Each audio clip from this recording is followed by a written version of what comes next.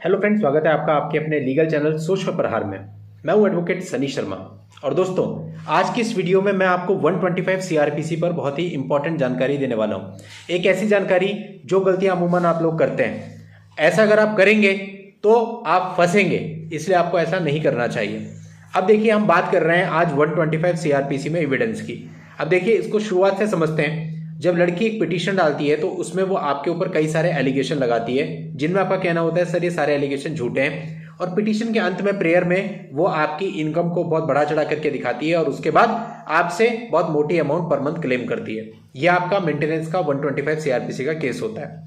अब इस केस को जब आप फाइट करते हो तो WS यानी कि अपने जवाब के समय पे आप उन सारे एलिगेशन को डिनाई कर देते हो कि भाई मैंने ऐसा कुछ नहीं किया है। अपनी रियल इनकम जो होती है वो कोर्ट को बताते हो कि गलत दिखा रही है, एक्चुअल में मेरी इनकम ये है, ये मेरी सैलरी स्लिप है या ITR है और इसके आधार पे ही काम होना चाहिए।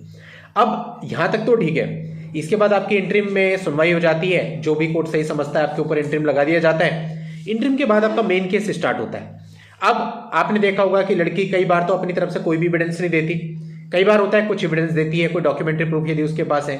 यदि नहीं है तो हो सकता है कि वो अपने ही परिवार में से किन्हीं लोगों को ला करके विटनेस में खड़ा कर दे। अब बारी आती है आपके विटनेस की, यानी कि डिफेंस एविडेंस की। अब डिफेंस एविडेंस में यदि आप अपनी तरफ से कोई गवाह ले आते हो, बहुत सारे लोगों को हमने ऐसा देखा कि खुद भी गवाही देंगे और अपनी तरफ से बहुत सारे गवाह भी लाके खड़ा कर देते हैं। वो आपके परिवार के लोग भी हो सकते हैं, आपके अड़ोसी पड़ोसी भी हो सकते हैं। क्या गवाही देंगे वो क्या ये कह सकते हैं कि वो आपकी पत्नी नहीं है या वो आपका बच्चा नहीं है?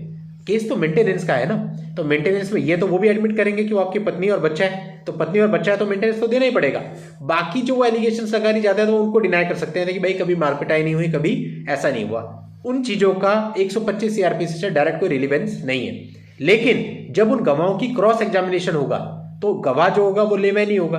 तो जब उससे सामने वाले वकील साहब पूछेंगे तो हो सकता है वो कुछ ऐसा उनसे निकलवा ले जो कि आपको उस केस में या फिर 498 में या फिर DV के केस में नुकसान करे। तो यहां पे आपको फायदा तो कुछ मिला नहीं, क्योंकि वो जो गवाह आया उसकी गवाही के बावजूद भी आपका मेंटेनेंस तो लगना ही है, क्योंकि वो गवाह भी यही गवाही देगा कि आपकी पत्नी है, ये आपका बच्चा है। तो जब आपकी पत्नी और बच्चा है तो इतना सफिशिएंट है।